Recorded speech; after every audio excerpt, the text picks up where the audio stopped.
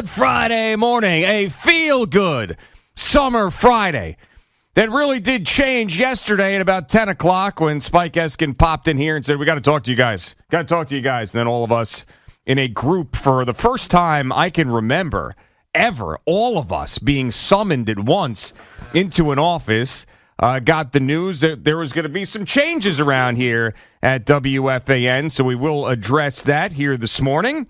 The Mets and Yankees start critical June series tonight. We will talk about that. And, of course, the U.S. Open gets off to a rip-roaring start, and the USGA cannot be happy with 262s hung on them yesterday. This was supposed to be difficult. So, good morning, Boomer. How are you? Yeah, good morning. The stuff you're about to say will end up in the newspaper, so good luck. What do you mean? What are you talking about? Well, the stuff you're going to say right you now. You don't know what I'm going to say right now. Will be quoted. Well, whenever you decide to, and I'm assuming it'll be now because really there's no local sports. Whenever you decide to address Craig leaving WFAN, these quotes will be put out there by an Andrew Marchand, a Ryan Glass-Steagall, a Neil Best, maybe even Gary Myers, who has thrown his hat in the ring into this whole situation somehow, some way. So, yeah, there you go. Well, you know what? I am,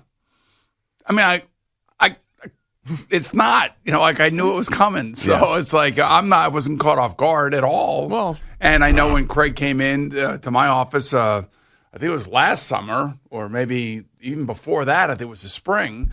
And he said he was going to, do a morning show on Fox, FS1. Right. I basically said, I understand. And that's great. And I appreciate you coming in and telling me. But, he's trying to burn the candle at both ends. He's got restitution to make and all that other stuff. So I totally understood it. And one thing I've always said about Craig is I appreciated his work ethic. And he was working two jobs that were so apart from each other that it basically was ruining his personal life. That's the way I look at it. And I saw Craig yesterday in person. Yeah. And I told him, I said, we're going to miss you around here. I mean, this is your home. This will always be your home. And he's still going to be here in terms of his, Saturday morning radio show. So I kind of was in the loop on this. I wasn't surprised by any of it. And I just want him to be in a great place, both financially and personally. And, you could see over the last 6 months that, burning the candle at both ends was killing him. And, we'd like him to be around. Sure. And he's got to get, that part of his life under control, and he's trying. And that's why I'm not surprised by any of this. I mean, it's going to be a better life for him, and it's going to be a better life for his family, and that's the most important thing. And it'll be more lucrative for him as well. Yes, absolutely. I think that every single one of us who love WFAN, and Craig made that clear yesterday, if presented with the same situation, would probably do the same exact thing. I mean, it is a more lucrative situation. It's better hours for him. Without the Saudi connection, it's sort of like Live. Yes. It's more money and more time with your family, right? Right, yes. This is all the Live golfers said. So, yeah, I mean, it stinks to lose somebody who has been so successful here at the radio station, especially again, and not to be outdone by Mike Francesa. Craig Carton had to leave this place twice as well. Yeah, right? I'm surprised that he and Evan didn't do a show together on a stage somewhere. So, no, I'm just kidding.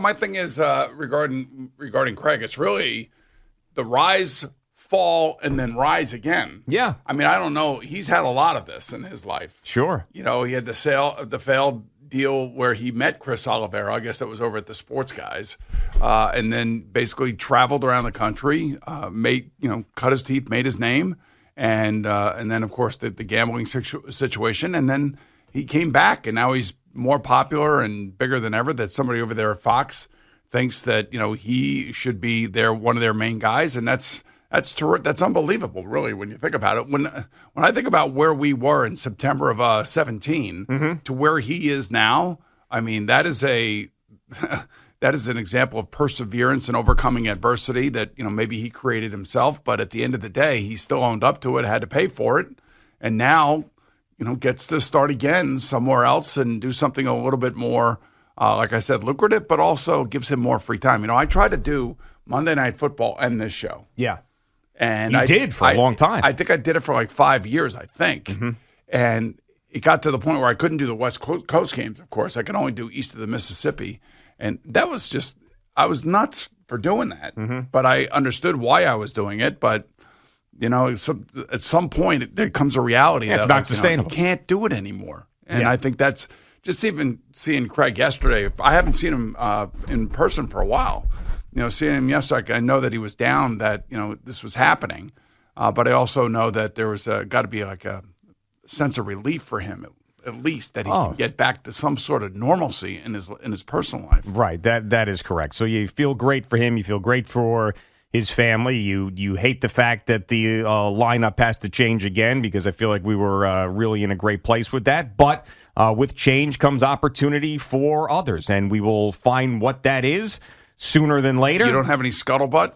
I have all the scuttlebutt, but I'm not going to say anything. I know you got scuttlebutt. I've got all of it. I know you got your ear to the ground. I know you know what's going on around here. I do. Like, I just check out. Like, yesterday I had that meeting.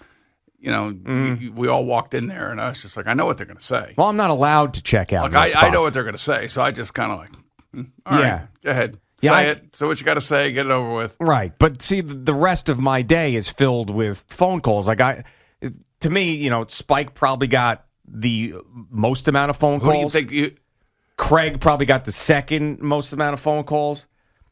And then me, I think, after that. For whatever reason, people come to me for advice and news, and it's just all day long. I didn't get one phone call. Well, because they know that you don't care about what's going on anymore, because you're you, and you're, it's just like whatever. It doesn't matter. Yeah, so, I mean, of course, all the scuttlebutt that just ends up in my lap. I don't even ask for it anymore. I mean, how about Al's questions yesterday? Like, I'm trying to get the hell out of the office, and Al keeps asking questions like, will you shut up? I know the shoe was on the other foot with that, because it used to be that Al would get annoyed with our questions at Boomer and Geo live meetings and then get mad at us because he wanted to go home. And then yesterday, he was doing that to all of us. We had meetings for Boomer and Geo Live? Yes, we did. When?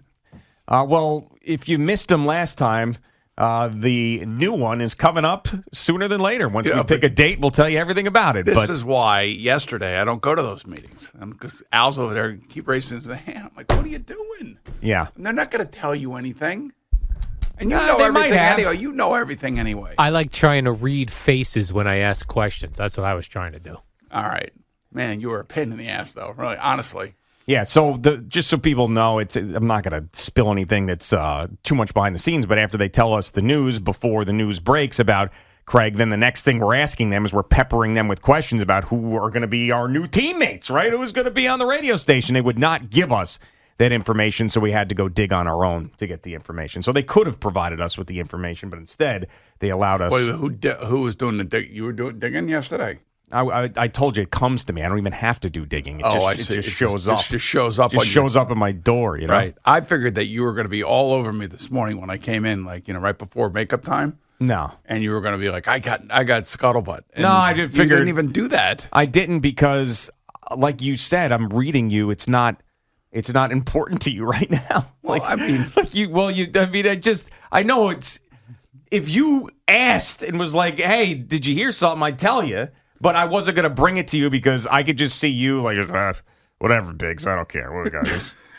See Xander Schauffele yesterday? Yeah, I got a 5-day weekend coming up. Yeah. Well, I mean, I know you well enough now to, if you would like to talk about it, you will talk about it with me. And if you don't, you won't. All right. So that's sort of the way I look at it. Okay. I mean, yeah. I usually just wait for you to divulge all the scuttlebutt. I mean, it is really amazing. I mean, not one person came to me. Yesterday? Not one. I wonder why that is. I don't know, because they were going to you. Yeah, but I think people don't want to bother you. Like, I know I don't want to bother you. Like when people are calling me, I'm not thinking like I'm going to call Boomer up and give him this information or tell him this, because I just feel like you're having a nice day or you're busy with something else. I'm not going to, you don't need this now. So who do you think was the first person to call Spike? You got to know that. Sid Rosenberg? He's on the #1 morning show. Oh, apparently, yeah. According to him, yeah. Adults 95 to 96. Yeah, all right. So, I mean, Who do you think? Who do you like? Do you know? Well, I figured since they didn't tell us yesterday, we would spend the entire show asking the audience who they would like to have, and we'll just take calls from now until 10 o'clock. So they could have told us yesterday, but since they didn't, now we're stuck out here like on a limb. Right. So what we'll do is we'll crowdsource this thing. Okay. And we'll just Ralph, you hear me, Ralph? Yeah. So what? No, that's what we'll do. So if you'd like to call us who you want to see in Afternoon Drive, 877-337-6666, and why you don't like the other people, too. So that's what we like. So you want to crowdsource this, ask the fans out there who they want and why they don't want somebody else. Right, exactly. You can't tell us who you want. You got to tell us who you want, but you got to tell us why you don't want somebody else. Right, exactly. So, so just what we want to hear is we want to hear opinions on hosts all day long. We don't. So that's... Of course, I'm just trying to make Spike uncomfortable in his office right now. By the way, you mentioned how you saw Craig yesterday. Yes. I did as well, and I'm pretty sure, I am almost positive that he faked a phone call so he couldn't talk to me. That's on the table for sure, 100%. So this is, I'll tell you exactly where we are. So I am leaving. I make a left out of the building. I'm standing there at Hudson and King on one side of the street. I am crossing King. I see him on the other side of the street. He sees me. The second he sees me, phone out of the pocket up to the ear. And I'm like, huh? That's definitely, he screwed you. He didn't want to talk to you. Why do you think that is? I think it was an awkward thing at that point, too. Like I don't know. We're also in the street at that point. I'm not sure. I was going to talk to him about it, so he just walked by, gave him a fist bump, kept going, and then I texted him later after he did the 1 o'clock open and told him congratulations and whatever else. But I don't think in that moment he wanted any part of it. Was the open anything like you thought it was going to be, Al? I saw where you tweeted. You said it was going to be a Shannon Sharp moment. No, that's what I'm hoping for in 2 weeks. Oh, because of what we got yesterday. He was, it was a very heartfelt message. I thought. Okay, but no tears. No tears. No crying. No, because he still got 2 weeks. 2 weeks, I see. So his last show is June 30th. Yeah, is that right? Yep, the last Carton and Roberts. Oh, Jesus. I mean, they kind of act like that show was around for 20 years yesterday with some of the stuff. How it all started. Oh, yeah. Guys, what did you do, 2.5 years together? I thought he said I was leaving. Didn't he say I was leaving last year? Yeah, he did. He was like, Boomer's retiring. Everybody's freaking out about it. Like, that was his whole thing. Yeah. Remember that? Yeah. You didn't like that at all. I didn't like it. No, you did not. No, I didn't. No. By the way. And I told him to, and I couldn't tell whether or not it was, Craig being real or Craig just being Craig, you know what I mean? Yeah, that was a strange one. That sort of came out of nowhere. Yeah, because I felt bad for you guys, because if you guys were hearing him saying that, then I was going to come in and you guys are going to be flipping out. Well, I don't want to be dealing with people who are flipping out. No, of course not. You should have just played along with that, though, and then really freaked us out. Been like, guys, why would listen. I do that to you guys? Because it's fun. Just like torturing people like that, it's fun. Well, I'm not here to torture you guys. Unless yeah, I know. I just do it naturally. By the way, is this a new look you're going with the 2 buttons undone there and the little chest out? Because I've seen this a couple times from you. Sorry about this. Well, what do you mean sorry? I thought that this was a move of yours because this is the second time I saw it. I didn't realize that. I'm sorry. I even saw makeup get done down there the other day. Yeah, you have to. Allie was like painting your chest. And I was like, wow, we're really going for this open chest thing. So then you did it again today, and I was like, I gotta get a necklace. Oh man, that would be awesome. I should get some puka shells. You know how Al says that these old rockers, they sometimes turn into looking like older women as they get old, like Steven Tyler. What are some other ones that you've mentioned that look like maybe David Lee Roth? There's guys that like, you do full transfer. Mick Jagger, yeah. They look like an old guy, and then they turn like Robert Plant. You look like an older woman. Yeah, that's a good one. That's a good one. Definitely right? Steven Tyler. Yeah, Steven Tyler. Yeah. Like if you went straight, well, he really looks like his daughter. I mean, or his daughter looks exactly like him. Liv Tyler, you're saying? Yeah.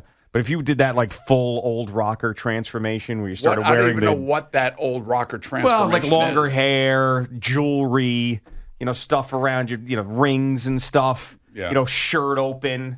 Maybe No. flowier clothes. I'm That would be getting a great. haircut today. Oh, you are? Yeah. So we going to do something different this time? No. Yeah, didn't think so. Didn't think so. I mean, what am I going to do different?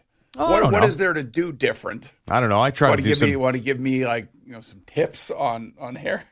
Yeah. Yeah, sure. Why not? Yeah. But yeah, so it was a crazy day yesterday. I guess they're going to announce a new lineup soon, maybe as early as next week. I'm not sure exactly when that's going to happen. But Gary Myers thinks he knows what's going on. What did Gary Myers do? You didn't see that? No, Oh, I made that reference and you didn't even know. I didn't know what you were talking. Oh, Gary Myers tweeted out who he believes is going to replace Craig. And He said it was going to be Tiki Barber. okay, That's what Gary Myers said. I could see it. Yeah. You could see And it. he also has a book and he wants to come on. Yeah, right. He's outside right now, pacing with several copies of it. Yeah, Well, I'm sure he's tight with Tiki, right? right. The 5 worst cornerbacks in New York Jets history, with a forward by Rich Kotite. So yeah, that's that. So are we done with our comments on this? Is this- Yeah. I mean, I guess so, right? I mean, we probably put a bow on it. I'm good. You're good. I'm Good. Everybody good. Everybody's good. Everybody Al, good. you good, Al? Everybody want to chime Good in? over eh? here. Yeah. What about Jerry? Is Jerry good? Yeah, I think Jerry had some comments on the warm-up show as well. So. What did Jerry say this morning to you? You weren't, did you? You're not. Again, I know you're amazing. You don't hear the people that are talking to you. No, I did hear it, definitely. I think it's just sad to see Craig go. He didn't have any speculative things, though. Yeah. And Eddie's not allowed to say anything about this. That was made clear to us in the meeting yesterday that the muzzle is on Eddie. So. We got your back, Eddie. Yeah. Well, I was told that didn't matter. Yes, just about to say, even if we do, apparently it doesn't matter. Right. So all right. So there we go. Oh, there we go. We're off and then- running on a few.